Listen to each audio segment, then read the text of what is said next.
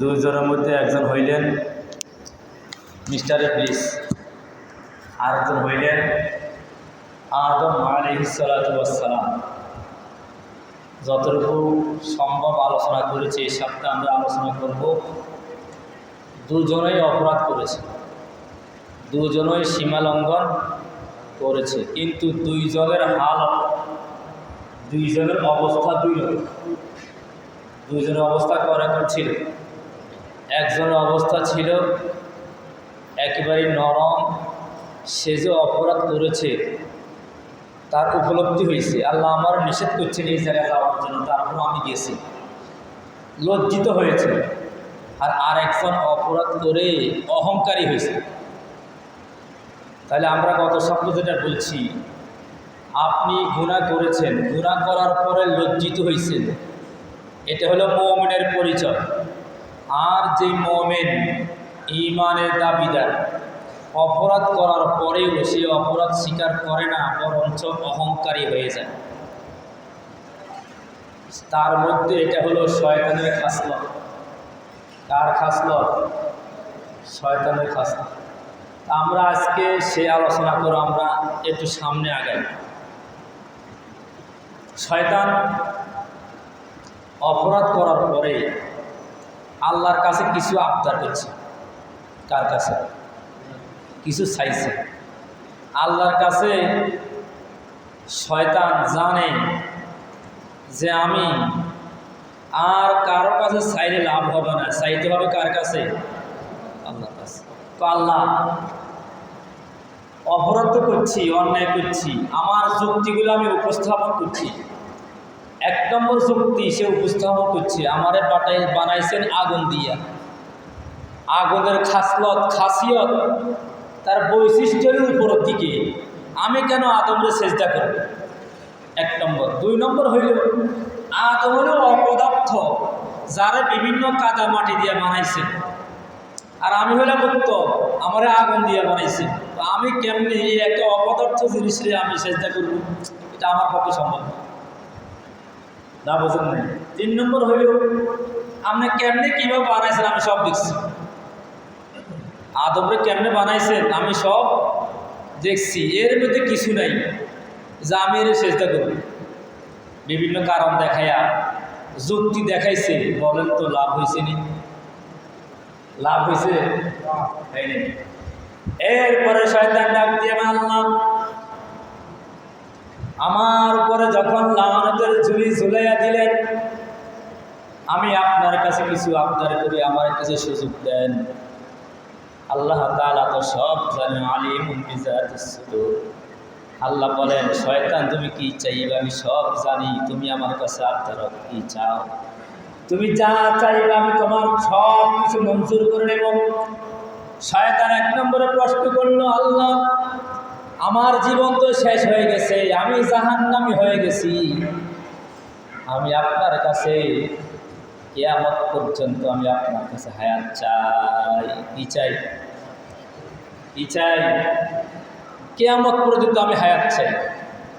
এই যে কিয়ামত পর্যন্ত হায়াত চাই, শয়তানের কি বাটপারে, কি সালাক! আমিও জানতাম এতদিন কিয়ামত পর্যন্ত শয়তান হায়াত চাইছে।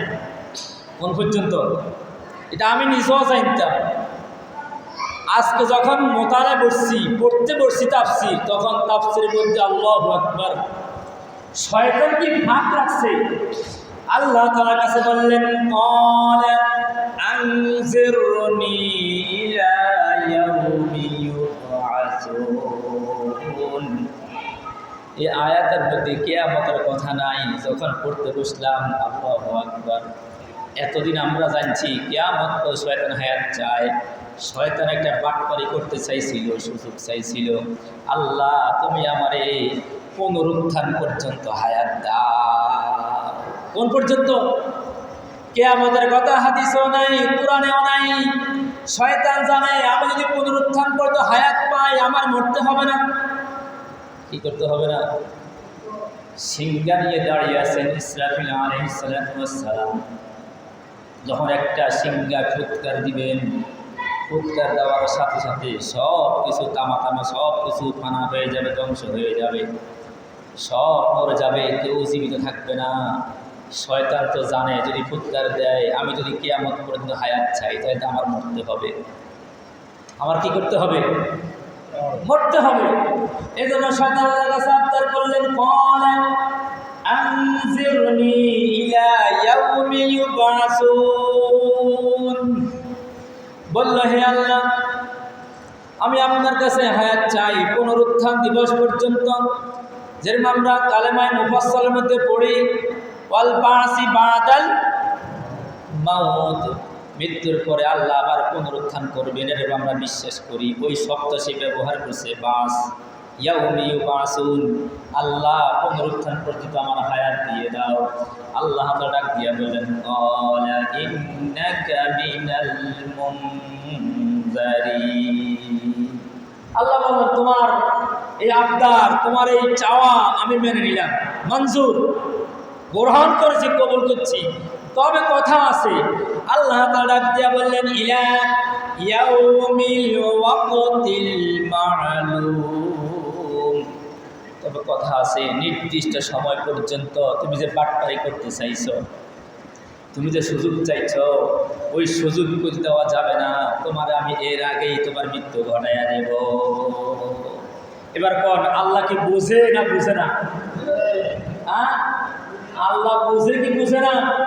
আল্লাহ বুঝেই বললেন। আল্লাহ তাআলা ডাকতে বলিলা ইয়াউমিল ওয়াক্তিল মা'লুম, নির্দিষ্ট সময় পর্যন্ত তোমার হায়াত থাকবে, এরপর তোমাকে মরতে হবে। শয়তান জানে যদি আমি পুনরুত্থান জীবন পর্যন্ত, পুনরুত্থান দিবস পর্যন্ত আমি হায়াত পেয়ে যাই, মৃত্যুর কষ্ট থেকে, মৃত্যুর যন্ত্রণা থেকে, মৃত্যু থেকে আমি বেঁচে যাব। এই সুযোগ কি আছে? এক নম্বর প্রশ্ন, শয়তান কার কাছে সুযোগ চাইছে? এক নম্বর সুযোগ দিছে, তোমাকে আমি নির্দিষ্ট সময় পর্যন্ত হায়াত দিয়ে দিলাম, মঞ্জুর, কবুল। এরপরে শয়তান আল্লাহ তাআলাকে ডাক দেবে, আল্লাহ আমি আরো কিছু সুযোগ চাই, যেহেতু আমি লাআনতের গজবের বোঝা বহন করেছি, আমি লাআনতপ্রাপ্ত হয়েছি, আপনার কাছে এত সিজদা করেছি, আপনার ইবাদত করে আপনার মাকবুলিয়াত আমি গ্রহণ করেছি। আল্লাহ, আপনার একটা অমান্য, একটা আদেশ অমান্য করার কারণে আপনি আমার শয়তান বানায়া দিলেন, ইবলিস বানায়া দিলেন, মারদুদ বানায়া দিলেন। আল্লাহ, আপনার কাছে আমি আরো একটা সুযোগ চাই। আল্লাহ বললেন, কি সুযোগ চাও?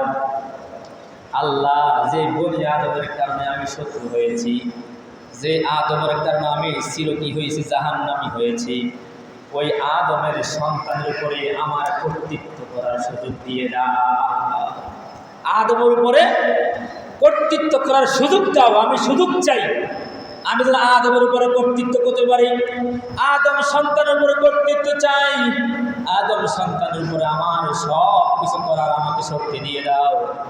আল্লাহ তাআলা হাদিসে কুদসির মধ্যে বললেন, যাও, তোমার এই আবদার আমি মেনে নিলাম, কবুল করলাম, গ্রহণ করলাম, মঞ্জুর করলাম, এটাও আমি গ্রহণ। হাদিস শরীফের মধ্যে আছে, আল্লাহ তাআলা রাসূল বলেন, ইন্নাশ শাইতানা ইয়াজরি মিনাল ইনসানি মাজরাদ দামি। হাদিস শরীফে আসছে, নিশ্চয়ই শয়তান ইয়াজরি প্রবাহিত হয়, চলাফেরা করতে পারে, মিনাল ইনসান মানুষের মধ্যে, মাজরাদ দামি, যেরকমভাবে মানুষের শরীর রক্ত প্রবাহিত হয়, ওই রকমভাবেই শয়তান মানুষের শিরায় শিরায় সে কী করতে পারে? চলাফেরা করতে পারে।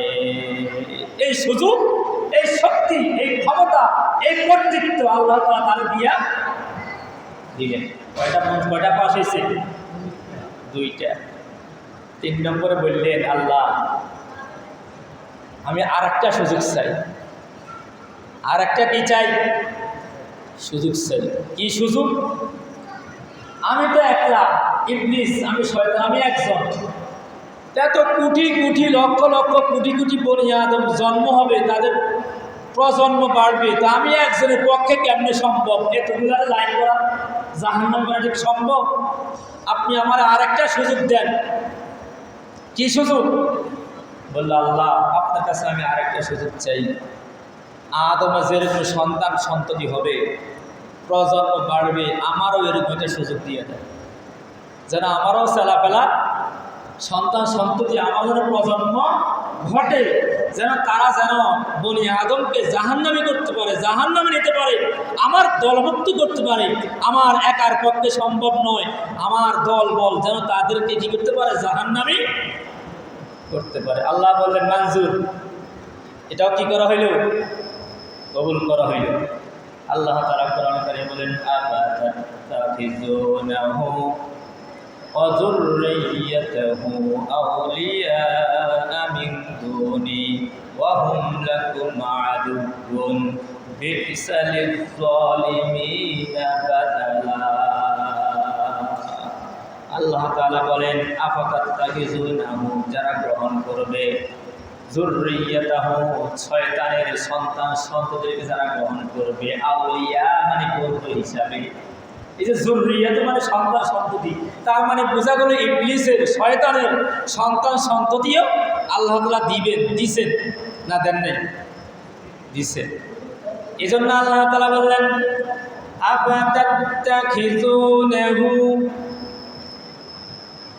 যারা গ্রহণ করবেন, রিসিভ করবেন, যুররিয়াতাহু, তার সন্তান সন্ততিকে, আউলিয়া মানে হলো বন্ধুরূপে, মিন দুনি ওয়া হুম লাকুম আদুউন, এছাড়া যারা তাকে শত্রু হিসাবে জানার পরেও তারা কি করবে, বন্ধু হিসাবে গ্রহণ করবে। বি'সা লিয-যালিমিনা বাদালা, কতই না নিকৃষ্ট, লিয-যালিমিনা, জালিমদের জন্য, বাদালা, তারা পরিবর্তন করেছে। সব কিছু জানার পরেও আল্লাহকে বন্ধু না মানিয়া, রাসূলকে বন্ধু না মানিয়া, মুমিনদেরকে বন্ধু না বানাইয়া শয়তানকে বন্ধু হিসেবে গ্রহণ করেছে। কারে?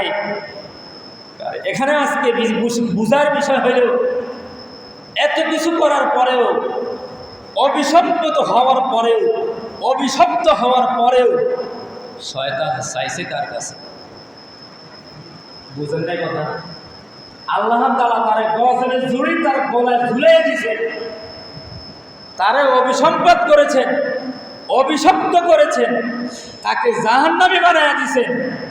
এত কিছু করার পরেও শয়তান কি রাগ করছে নাকি আল্লাহর কাছে চাইছে?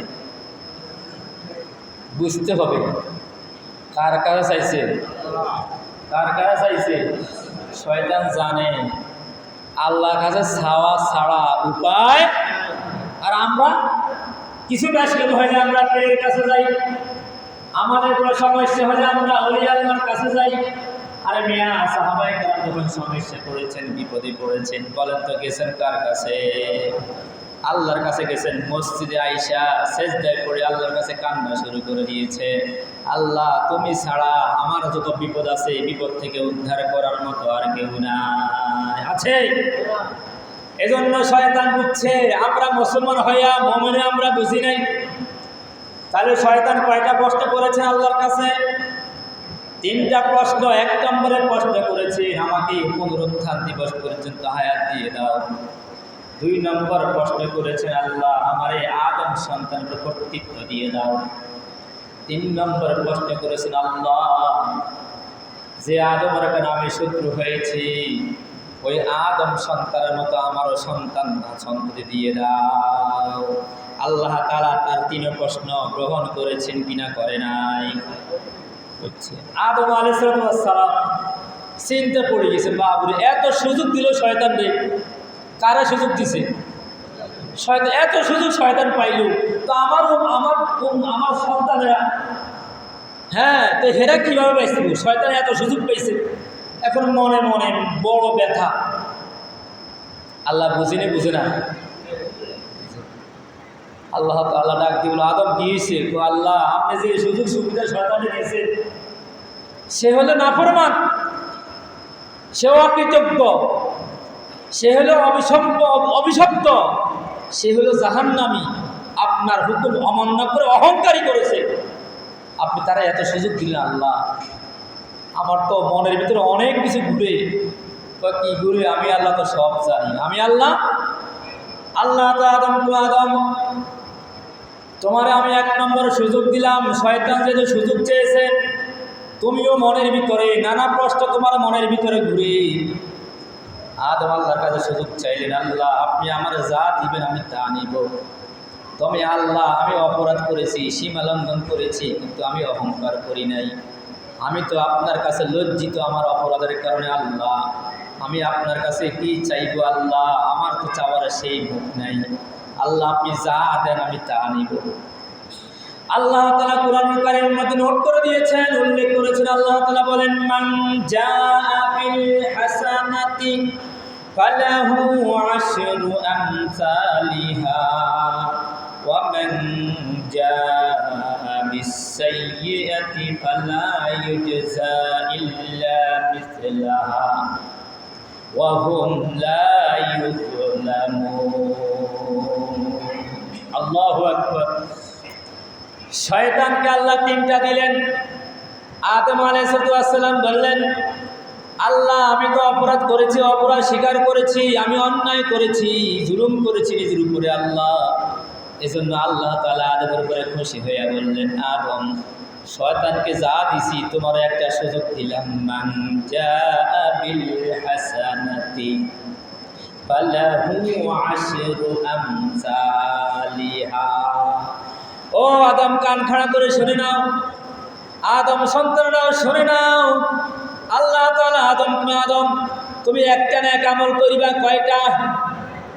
একটা নেক আমল করবা, তোমার আমল নামে আমি 10টা সওয়াব দিয়ে দিব। আর এর পরিবর্তে জাহান্নামে নেওয়ার জন্য শয়তান তোমার একটা গুনাহ করাবে। একটা গুনার পরিবর্তে একটা গুনাহই লেখা হবে। কিন্তু তুমি যখন একটা নেক আমল করবা, তোমার একটা নেক আমল করার পরিবর্তে আমি আল্লাহ তোমার 10টা নেক লিখে দিব। এবার বলো তো আদম, তোমার মনের ভিতরে যে ঘুরপাক খাচ্ছে এবার ঠিক আছে কিনা? আদম বলে, আল্লাহ না না ঠিক তো আছে, আপনার কথা ঠিক আছে, তবে আমার এখনো মন শান্ত হয় নাই, মনে প্রশান্তি লাভ করি নাই। আল্লাহ বলেন, তোমার কি হয়েছে? আল্লাহ আপনি তো দিবেন, একটার পরিবর্তে 10টা নেক দিবেন, কিন্তু আমার সন্তানরা এত গাফেল হবে, এত অলস হবে, তারা ফেসবুক নিয়ে থাকবে, তারা ইউটিউব নিয়ে থাকবে, তারা মোবাইলে টিকটক নিয়ে থাকবে, তারা গুনাহের মধ্যে ডুবে থাকবে, তাহলে তাদের গুনাহ বেশি হয়ে যাবে, নেক আমল তো করবে না। আল্লাহ আমি এটা নিয়ে পেরেশানির মধ্যে আছি। কিসের মধ্যে আছি? আল্লাহ তাআলা ডাক দিয়ে, আদম ও এই কথা নাকি? আল্লাহ তাআলা বললেন, লাহু মুআক্কিবাতুম মিন বাইনি ইয়াদাইহি ওয়া মিন খালফিহি ইয়াহফাযুনাহু মিন আমরিল্লাহ।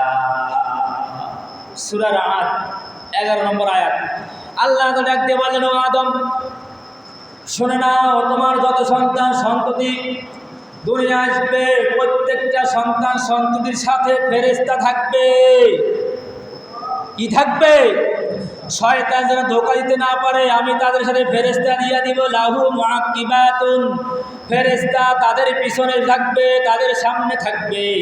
আল্লাহ তাআলা বলেন, ফেরেশতা তাদের মিন বাইনি ইয়াদাইহি ওয়া মিন খালফিহি, ফেরেশতা তাদের সামনে থাকবে, তাদের পিছনে থাকবে।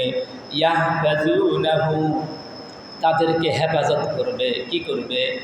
হেফাজত করবে। মিন আমরিল্লাহ, কার নির্দেশে? আল্লাহ তাআলার নির্দেশে ফেরেশতারা তাদেরকে হেফাজত করবে, তাদেরকে দেখবে, তাদেরকে দেখে শুনে রাখবে যেন শয়তান ধোঁকা দিতে না পারে। আদম আলাইহিস সালাম মন খারাপ করলেন। আদম কি খারাপ করলেন? মন খারাপ করছে। তো আল্লাহ তাআলা আদমের মনের ব্যাপারে জানে কি জানে না? আল্লাহ তাআলা বললেন, আদম তোমার মন খারাপ কেন? আল্লাহ তাআলাকে ডাক দিয়ে বললেন, আল্লাহ আপনি যখন আমার বেহেশতে বানাইছেন, বেহেশতে আসছেন, আমার সাথেও তো ফেরেশতা ছিল। কি ছিল? আমার পরিবারের সাথেও কি ছিল? তাহলে আপনার কোরআনের আয়াত হিসাবে, আপনার বক্তব্য হিসাবে সেখানেও ফেরেশতা ছিল। আল্লাহ তারপরেও তো ফেরেশতা থাকার পরেও শয়তান আমাদেরকে ওয়াসওয়াসা দিয়েছে, শয়তান আমাদেরকে ধোঁকা দিয়েছে, কুমন্ত্রণা দিয়েছে। শয়তান আমাদেরকে প্ররোচনা দিয়েছে, আমরা ওই গাছের কাছে যেতে বাধ্য হয়েছি। আল্লাহ সেখানে তো ফেরেশতা আমাদেরকে সংরক্ষণ করেছে, আমাদেরকে হেফাজত করেছে, আমাদের সঙ্গে ফেরেশতা ছিল আল্লাহ। তারপরও তো আমরা ধোঁকায় পড়ে গেছি, আমার সন্তান সন্ততির সাথেও ফেরেশতা থাকবে। আপনার কথা আমি বুঝছি 100% ঠিক আছে, তারপরেও তো আমার সন্তান সন্ততিরা গুনার মধ্যে লিপ্ত হয়ে থাকবে। আছে না নাই? আছে না নাই? আল্লাহ তাআলা আদমকে প্রতিশ্রুতি দিলেন। আদম আলাইহিস সালাম আল্লাহকে বললেন, আল্লাহ আপনি তো শয়তানকে 3টা সুযোগ দিছেন, সে অপরাধ করার পরেও তাকে কয়টা সুযোগ দিছেন? 3টা সুযোগ দিছেন। আমি তো অপরাধ করে স্বীকার করেছি, লজ্জিত হয়েছি।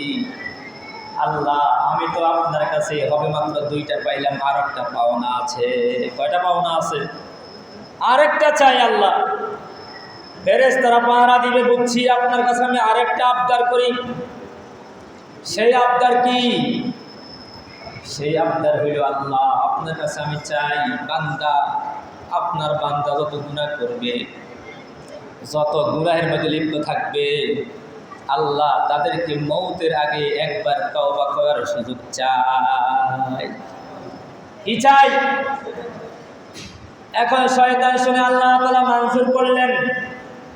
কয়টা চাইছেন আদম? বুঝে থাকলে জোরে বলেন, কয়টা চাইছেন? 3টা মঞ্জুর। শয়তান তো, আল্লাহ আপনার কাছে আমি 3টা চাইলাম, তো লাভ কি হইল? আমি সারা জীবন তার রাখলাম গুনার মধ্যে। কিসের মধ্যে? সারা জীবন তার রাখলাম আমি নাফরমানের মধ্যে, সারা জীবন তার রাখলাম আমি অন্যায় অশ্লীলতার ভিতরে। যদি মরার আগে তওবা করে সে পার পাইয়া যায়, আল্লাহ তো আপনি আমার 3টা সুযোগ দিয়ে লাভ হয়েছে কি? আমার এই 3 সুযোগের দরকার নাই। কি নাই? তো সারা জীবন সে অপরাধ করবো, অন্যায় করবো, আর মৌতের আগে সে মাফ চাইবে, তওবা করবো, আর আপনি মাফ করে দিবেন। তো সারা জীবন মেহনত করে আমার সব মেহনত বিফল, আমার কোনো মেহনতের কাজে আসলো না। তো আমি মেহনত করে লাভ হয়েছে কি? মেহনত করে আমার কি লাভ হয়েছে? না বুঝেন নাই? হাদিস শরীফের মধ্যে আসছে, আল্লাহ তাআলা রাসূল সাল্লাল্লাহু আলাইহি ওয়াসাল্লাম বলেন, ইন্নাল্লাহা ইয়াকবালু তাওবাতাল আবদি মা লাম ইউগারগির। আল্লাহ তাআলা রাসূল বলেন, নিশ্চয়ই আল্লাহ তাআলা কবুল করবেন। ইন্নাল্লাহা ইয়াকবালু, নিশ্চয় আল্লাহ তাআলা কবুল করবেন তাওবাতাল আবদি। বান্দা যখন তওবা করবে, বান্দা কি করবে? তওবা করবে। আমার আলোচনার মূল প্রেক্ষাপট হলো তাওবা। পয়েন্টে চলে আসছি। কোথায় বলেন? কোথায় আসছি? মূল কথা চলে আসছি। তো আমাদের আলোচ্য বিষয় হলো তাওবা। আল্লাহ তাআলা বললেন রাসূল সাল্লাল্লাহু আলাইহি ওয়াসাল্লামের মাধ্যমে, ইন্নাল্লাহা ইয়াকবালু তাওবাতাল আবদি। আল্লাহ তাআলা রাসূল জানায় দিলেন, নিশ্চয়ই আল্লাহ তাআলা কবুল করবেন তাওবাতাল আবদি, বান্দার তওবা। কখন কবুল করবেন? মা লাম ইউগারগির, যখন তার মৃত্যুর সময় গড়গড়ানি শুরু হয়ে যাবে, গ্যাড়গ্যাড় শুরু হয়ে যাবে, এর আগ পর্যন্ত আল্লাহ তাআলা তওবার সুযোগ রেখেছে। কিসের সুযোগ? আরো জোরে, কিসের সুযোগ? এটা মঞ্জুর করাইছে আমাদের আদি পিতা, আমাদের পিতা আদম আলাইহিস সালাম। যত অপরাধ করবে, যত গুনাহ করবে, যত অন্যায় করবে, আপনার বুঝে আসছে, আপনার অনুতপ্ত হয়েছে, চিন্তা ঢুকছে মাথার ভিতরে, ইন্না লিল্লাহ, আমি যত অপরাধ করি আল্লাহ কি আমার মাফ করিবে? আমরা তওবা নিয়ে আরো আলোচনা করছি, আল্লাহ তাআলা ক্ষমা করে দিবেন যদি আপনি খালেস নিয়ে তওবা করতে। রাসূল সাল্লাল্লাহু আলাইহি ওয়াসাল্লাম আর বলেন, ইন্নাল্লাহা ইয়াবসুতু ইয়াদাহু বিল-লাইলি লিয়াতুবা মাসিআন নাহার। নিশ্চয়ই আল্লাহ তাআলা তার হাত প্রসারিত করেন বিল-লাইলি, রাত্রে, লিয়াতুবা, তওবা করার জন্যে, মাসিআন নাহার, দিন পর্যন্ত আল্লাহ তাআলা রাত্রে তার হাত মানে হলো কুদরতি হাত প্রসারিত করেন। তার হাত দিয়ে দেন কোন বান্দা আছে আল্লাহর কাছে তওবা করবে, আল্লাহ তাআলা তার তওবা কবুল করে নিবে। এরপরে আল্লাহ রাসূল বলেন ওয়ায়াবসুতু ইয়াদাহু বিন-নাহারি লিয়াতুবা মাসিআল লাইল। এরপরে আল্লাহ তাআলা তিনিও হাত প্রসারিত করেন। কোন বান্দা আছে যে বান্দা আল্লাহর কাছে তওবা করবে, তওবা করতে দেরি আল্লাহ তাআলা তার তওবা ফিরাইয়া দিবে না, তার তওবা কবুল করে নেবেন। শুধু তা বলে ক্ষান্ত হয় নাই, হাত্তা তাতলু আশ-শামসু মিন মাগরিবিহা। আল্লাহু আকবার। আল্লাহ তাআলা রাসূল বলেন এমন কি সূর্য যখন পশ্চিম দিকে উঠবে, সূর্য পশ্চিম দিকে উঠার আগ পর্যন্ত বান্দা যদি তওবা করে, বান্দার তওবা আল্লাহ তাআলা কবুল করে নেবে। সূর্য পশ্চিম দিকে উঠা মানে কিয়ামত, সূর্য পশ্চিম দিকে উঠা মানে কিয়ামত।